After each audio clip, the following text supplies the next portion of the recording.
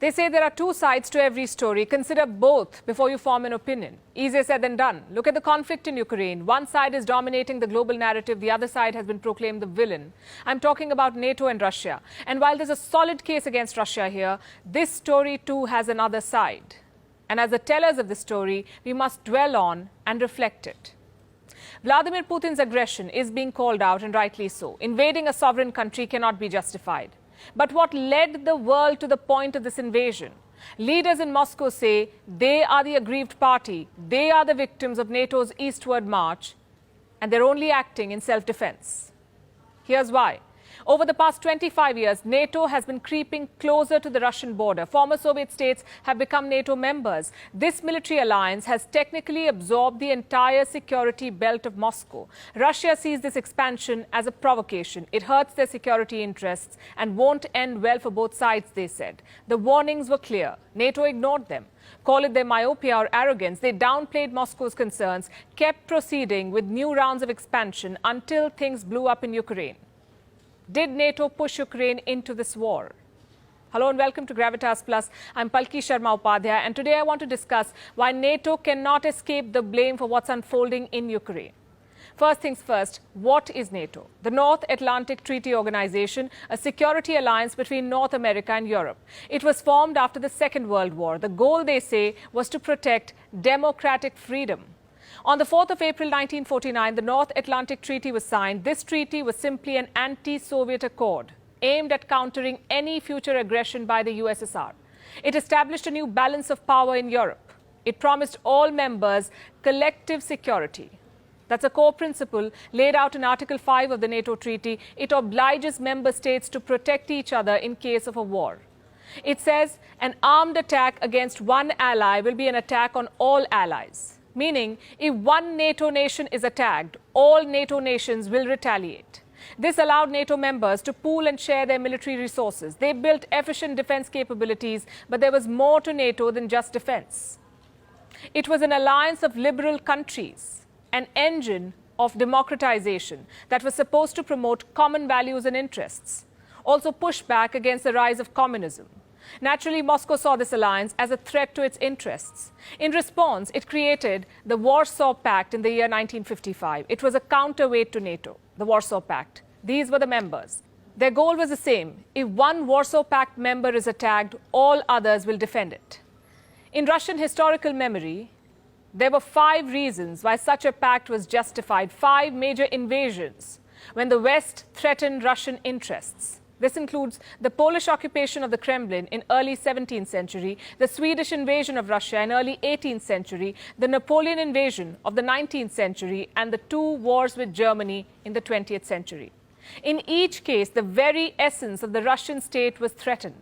So suspicion and fear of the West took deep roots in Russia. Moscow began perceiving NATO as a tool of American imperialism. And the assessment was not really off the mark. In 1989, the Berlin Wall collapsed. In 1991, the Soviet Union disintegrated and the Iron Curtain was completely demolished. Europe's regional order hinged on one question. Should Germany align itself with the US and NATO, or should it join the Russians through the Warsaw Pact? The US government, under George H.W. Bush, made an offer to Russian President Mikhail Gorbachev. It suggested if Germany became a NATO member, NATO would stop expanding, not 1 inch eastwards. No new members. Today, the US says it made no such promise, that no such deal was ever struck, but hundreds of memos, meeting minutes, and transcripts from US archives indicate otherwise. Nevertheless, Moscow bought the offer. It demolished the Warsaw Pact in the hope that the West would follow suit, that NATO too would be dissolved. But that never happened. NATO refused to cease operations. And to add insult to injury, they kept the door for membership open. Russia saw it as a stab in the back, and NATO kept pushing the dagger deeper. Look at this map. NATO started out with 12 founding members, but since the Soviet Union fell, it has radically expanded eastwards. In 1999, Poland, Hungary, the Czech Republic joined NATO. In 2004, there was another wave of expansion. 7 Central and Eastern European nations were made NATO members. Some of them were former Soviet republics. In 2009, Albania and Croatia joined NATO. And the most recent entries were Montenegro and North Macedonia.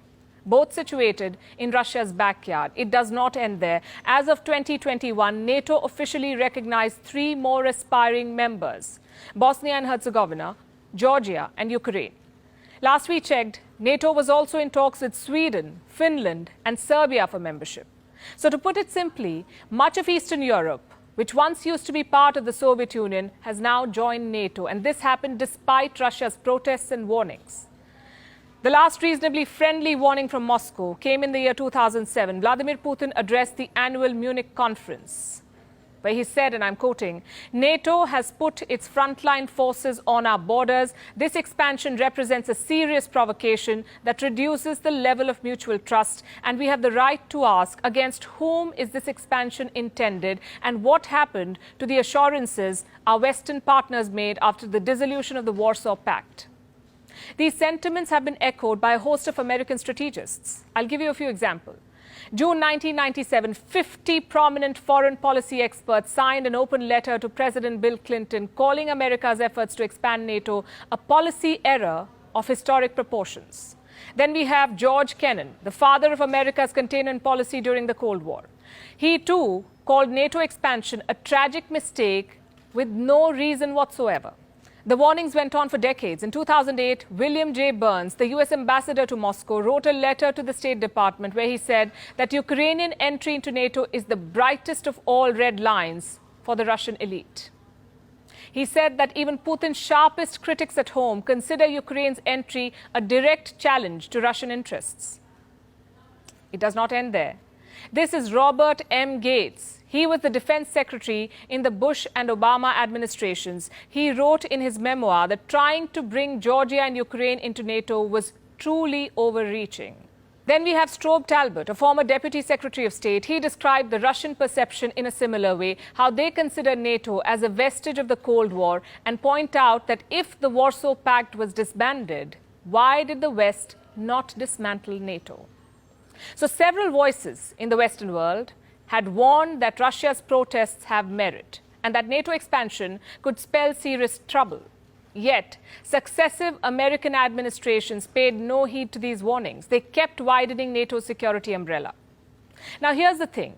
Trying to safeguard the sovereignty of a country is laudable indeed, but inviting a state right on Russia's border into an anti-Russian alliance is provocation. Ukraine is a sovereign country and has every right to want to join the NATO. But what's in it for the NATO? Why did they push for it? Their moves completely disregard the historical baggage between NATO and Russia. Many Russians were traumatized by the disintegration of the Soviet Union. In an instant, they lost 1/3 of their territory, half of their population and most of their military might. They found themselves much weaker before Western unity. They felt that an unjust settlement had been imposed on them, and it was done in their moment of maximum weakness and vulnerability. So they looked at any state leaving Russia's sphere of influence as both a strategic loss and a matter of national humiliation. When we analyze why Ukraine was attacked, all of this needs to be taken into account.